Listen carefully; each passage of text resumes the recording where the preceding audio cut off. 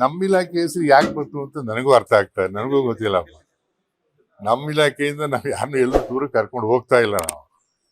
ಈ ಇದನ್ನ ಯಾಕೆ ನಮ್ಮ ಇಲಾಖೆ ಬಗ್ಗೆ ನನ್ನ ನೇತೃತ್ವರಿಗೆ ಹೋಗ್ತಾರೆ ಅಂತ ಈ ತರ ಹೇಳಿಕೆ ಕೊಡ್ತಾರೆ ಅಂತ ನನಗೂ ಗೊತ್ತಿಲ್ಲ. ಯಾರು ಹೇಳಿಕೆ ಕೊಟ್ಟಿದ್ರು, ನಮ್ಮ ಮೇಲೆ ಪುಟ್ಟರಂಗ ಶೆಟ್ಟಿ ಹೇಳಿಕೆ ಕೊಟ್ಟವ್ರೆ ಅಂತ ನನಗೆ ಹೇಳಿ. ನಾನು ನೆನ್ನೆ ಸಂಜೆ ಅವ್ರು ಮಾತಾಡಿ, ಏನ್ರಿ ನೀವ್ ಯಾಕಪ್ಪ ಈ ತರ ಹೇಳಿದ್ಯಾ, ಕೇಳಿದ್ರು ಹೇಳ್ಬಿಟ್ಟೆ ಅಂತ ಅದ್ರೆ ಹೆಂಗಂತ ಹೇಳ್ಬಿಟ್ರಿ, ಯಾವ ತರ ನಿಮ್ದು ಅಂತ. ಆದ್ರಿಂದ ನಮ್ಮ ಇಲಾಖೆಯಿಂದ ನಾವು ಯಾರನ್ನೂ ಟೂರಿಗೆ ಕಳಿಸ್ತಾ ಇಲ್ಲ ಏನೋ. ಮತ್ತೆ ಈ ಟೂರ್ಗೂ ಲೀಡರ್ಶಿಪ್, ನನ್ನ ಲೀಡರ್ಶಿಪ್ ಏನಿಲ್ಲ ಇದರಲ್ಲಿ.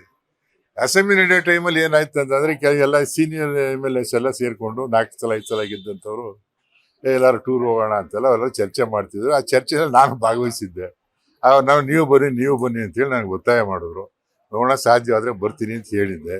ಬಟ್ ನಾನು ಈಗ ಯಾವ ಟೂರು ಹೋಗ್ತಾ ಇಲ್ಲ ನಾನು ಏನೋ. MLA ಅವರು ಅವ್ರವ್ರ ಇಚ್ಛೆ ಪ್ರಕಾರ ಅವ್ರು ಹೋಗ್ತಾ ಇದ್ದಾರೆ ಅಷ್ಟೇ. ನನಗೆ ಈ ಟೂರ್ಗೂ ಬೇರೆಯವ್ರಿಗೆ ಯಾರಿಗೂ ಸಂಬಂಧ, ನನಗೂ ಸಂಬಂಧ ಇಲ್ಲ, ಅಥವಾ ಯಾವ ಮುಖಂಡರಿಗೂ ಸಂಬಂಧ ಇಲ್ಲ.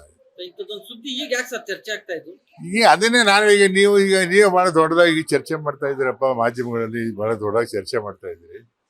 ಆಮೇಲೆ ನನಗೆ ಒಂದು ಪ್ರಶ್ನೆ ಕಾಡೋದು ಏನಂದ್ರೆ, ಈಗ MLAಗಳು ಎಲ್ಲರೂ ಟೂರ್ ಹೋಗ್ಬೇಕು ಅಂದ್ರೆ ಯಾರು ಪರ್ಮಿಷನ್ ತಗೋಬೇಕು? ಯಾರು ಪರ್ಮಿಷನ್ ಆಗತ್ತೆ? ಯಾವ ಸ್ವಂತ ದುಡ್ಡಲ್ಲಿ ಟೂರ್ ಮಾಡಕ್ಕೆ ಯಾರು ಪರ್ಮಿಷನ್ ಅಗತ್ಯ ಇದೆ? ಅದರಿಂದ ಈ ಚರ್ಚೆಗೆ ನಾನು ಅದಕ್ಕೆ ನನ್ನೆಯಿಂದ ಟಿವಿ ಹೇಳ್ತಾ ಇದ್ದೆ ನೋಡಿ, ನಾನು ನಿಮ್ಗೆಲ್ಲ ಹೇಳೋಣ ವಿಚಾರ ಅಂತ ಬಂದೆ. ನಮ್ಮ ಇಲಾಖೆಯಿಂದ ನಾನು ಯಾರನ್ನೂ ಎಲ್ಲಿಗೂ ಕಳಿಸ್ತಾ ಇಲ್ಲ. ಅವರು ನನ್ನ ವಿಶ್ವಾಸಿಗಳು ಬಹಳ ಜನ MLAಗಳು ಹೋಗ್ತಾ ಇರೋರು ನನ್ನನ್ನು ಕರೆದಿದ್ರು. ಅದಕ್ಕೆ ನಾನು ನೋಡೋಣ ಅಂತ ಹೇಳಿದೆ. ಬಟ್ ನಾನು ಹೋಗ್ತಾ ಇಲ್ಲ ನಾನು ಏನೋ. ಅವ್ರು ಹೋಗ್ತಾ ಇದ್ದಾರೆ, ಅವ್ರ ಸ್ವಂತ ದುಡ್ಡಿನ ಮೇಲೆ ಹೋಗ್ತಾ ಇದ್ದಾರೆ. ಅದನ್ನ ನೀವು ಅಲ್ಲಲ್ಲ ಯಾರು ಕಳಿಸ್ತಾ ಇದ್ದಾರೆ ಅಂತ ನೀವು ಎಲ್ಲರೂ ಹುಡುಕಿ. ಅದಕ್ಕೆಲ್ಲ ನೋಡ್ರಿ, ಒಂದ್ ನಿಮಿಷ ಇರಿ ನೋಡಿ. ಈಗ ಪಾರ್ಟಿ ಪಂಗಡ ನಾನು ಹೇಳಕ್ ಬರೋಲ್ಲ. CM ಜೊತೆ ಇರೋರು ಇದ್ದಾರೋ, DCM ಜೊತೆ ಇರೋರು ನನ್ನ ಜೊತೆ ಇದ್ದಾರೋ, ಅವೆಲ್ಲ ನಾವು ಹೇಳಕ್ಕಾಗತ್ತಾ? ಇಟ್ಸ್ ನಾಟ್ ಕರೆಕ್ಟ್ ಏನೋ. ಅವ್ರ MLAಗಳು ಅವ್ರು ಹೋಗ್ತಾ ಇದ್ದಾರೆ, ಅವ್ರ ಖರ್ಚಲ್ಲಿ ಹೋಗ್ತಾ ಇದ್ದಾರೆ. ನನಗೆ ಇನ್ನೊಂದು ಏನು, ಯಾಕೆ ಅವ್ರು ಭಯ ಆಗ್ಬಿಡ್ತಾ ಇದ್ದಾರೆ ಅಂತ ಅರ್ಥ ಆಗ್ತಾ ಇಲ್ಲ. ನಾವು ನಮ್ಮ ದುಡ್ಡಲ್ಲಿ ಹೋಗ್ತೀವಿ ಅಂತ ಹೇಳಕ್ಕೆ ಅವ್ರಿಗೆ ಯಾಕೆ ಭಯ, ನನಗೂ ಅರ್ಥ ಆಗ್ತಾ ಇಲ್ಲಪ್ಪ. ನೋ ಈಗ ಸರ್ಕಾರದ ನೋಡಿ, ಈಗ ಸರ್ಕಾರದ ಇಲಾಖೆಯಿಂದ ಕಳಿಸೋ ಪ್ರಶ್ನೆ ಇಲ್ಲ. ನಾವು ನಮ್ಮ ಇಲಾಖೆಯಿಂದ ಕಳಿಸ್ತಾ ಇಲ್ಲ. ಇವನ್ ನಾನು ಹೋಗ್ತಾ ಇಲ್ಲ. ಓಕೆ,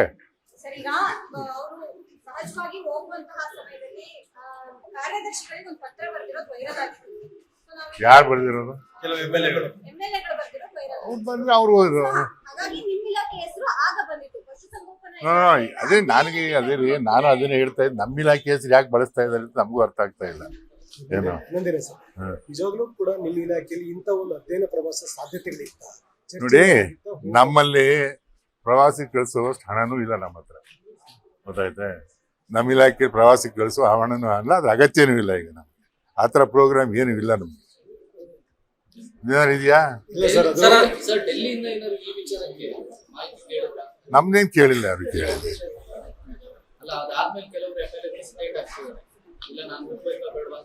ಅದೇ ನಾನು ಹೇಳ್ತಾ ಇದ್ದೀನಿ, ಯಾಕೆ ಭಯ ಬಿಡ್ತಾ ಇದ್ದಾರೆ ಅಂತ ನಮಗೂ ಅರ್ಥ ಆಗ್ತಾ ಇಲ್ಲ. ಅವ್ರ ದುಡ್ಡಲ್ಲಿ ಪ್ರವಾಸ ಹೋಗಕ್ಕೆ ಈ ಭಯ ಹಾಕ್ಬೇಕು. ಸರ್ಕಾರ ದುಡ್ಡಲ್ಲಿ ಹೋಗೋದಾದ್ರೆ ಭಯ ಬಿಡ್ಬೇಕು ಏನೋ. ಸ್ವಂತ ಅವ್ರ ದುಡ್ಡಲ್ಲಿ ಪ್ರವಾಸ ಮಾಡಿ ಯಾಕೆ ಭಯ ಬಿಡ್ತಾ ಇದೆ ಅಂತ ನಮಗೂ ಅರ್ಥ ಆಗ್ತಾ ಇದೆ. ಸ್ನೇಹಿತರ ಪರದಲ್ಲಿ ಪ್ರವಾಸದ ಚರ್ಚೆ ಆದಾಗ ಎಷ್ಟು ಜನ ಹೋಗ್ಬೇಕಂತ ಚರ್ಚೆ ಮಾಡಿದ್ರಿ? ಸುಮ್ಮನೆ ಒಂದು 5-6 ಜನ ಕೂತ್ಕೊಂಡು ಚರ್ಚೆ ಮಾಡಿದ್ರು. ಆಗ ನಾನು ಅಲ್ಲಿ ಕೂತಿದ್ದೆ. ಆಗ ನನಗೂ ಒತ್ತಾಯ ನಮ್ಮ ಸ್ನೇಹಿತರಲ್ಲಿ, ನೀವು ಬಾ, ನೀನು ಬಾಪ ಅಂತೇಳಿ. ನಾನು ಆವತ್ತು ನೋಡೋಣ ಅಂತ ಹೇಳಿದ್ದೆ. ಬಟ್ ಈಗ ನಾನು ಹೋಗ್ತಾ ಇಲ್ಲ. ಹೌದ್ರಿ, ನಾನು ಹೇಳ್ತಾ ಇದ್ದೀನಿಲ್ರಿ, ನನಗೂ ನನ್ನ ಹೆಸರನ್ನು ಸೇರಿಸ್ಕೊಂಡಿದ್ರು. ಬಟ್ ನಾನು ಹೋಗ್ತಾ ಇಲ್ಲ. ಓಕೆ,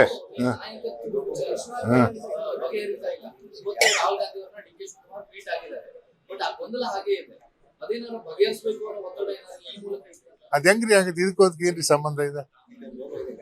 ಅಲ್ಲಪ್ಪ, ಇದಕ್ಕೋದಕ್ಕೆ ಏನ್ ಸಂಬಂಧ ಇದೆ? ಅಂದ್ರೆ ನೀವು ಯಾವ ಕ್ಯಾಂಪಲ್ಲಿ ಗುರ್ಸ್ಕೊಂಡಿದ್ದೀರಿ ಅಂತಕ್ಕಂಥ ಚರ್ಚೆ. ನಾನು ಅಲ್ಲಪ್ಪ ನೋಡ್ರಿ, ಈಗ ಒಂದ್ ನಿಮಿಷ. ನಾನು CM ಅವರು ಒಂದೇ ಜಿಲ್ಲೆಯವರು, ಸುಮಾರು 30-35 ವರ್ಷಗಳಿಂದ ಜೊತೆಲಿ ಬಂದಿದ್ದೀವಿ ಏನೋ. ನಾವು ಆತ್ಮೀಯರು ನಿಜ ಏನೋ. ಅದಕ್ಕೆ ನಾ ಏನ್ ಮಾಡ್ಲಿ? ಈಗ CM ಆಪ್ತರು ಇವ್ರು ಏನೋ ನೀವು ಮಾಡಿದ ವ್ಯಾಖ್ಯಾನ ಮಾಡಿದ ನಾನು ಏನ್ ಮಾಡ್ಲಿ? ಹೌದ್ರಿ, ನಾನು CM ಆಪ್ತು ನಿಜ. ಈಗ ನಾನು ಅದಕ್ಕೆಲ್ಲ ಉತ್ತರ ಹೇಳಕ್ಕಾಗಲ್ಲ. ನಾನು ಕ್ಲಾರಿಫೈ ಮಾಡ್ತಾ ಇರೋದು ನಮ್ಮ ಇಲಾಖೆಗೂ ಈ ಸಂಬಂಧ ಇಲ್ಲ.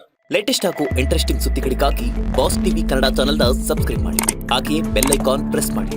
ಇದರ ಜೊತೆಗೆ ಫೇಸ್ಬುಕ್, ಇನ್ಸ್ಟಾಗ್ರಾಮ್, ಎಕ್ಸ್ ನಲ್ಲೂ ಮಿಸ್ ಮಾಡದೆ ಫಾಲೋ ಮಾಡಿ.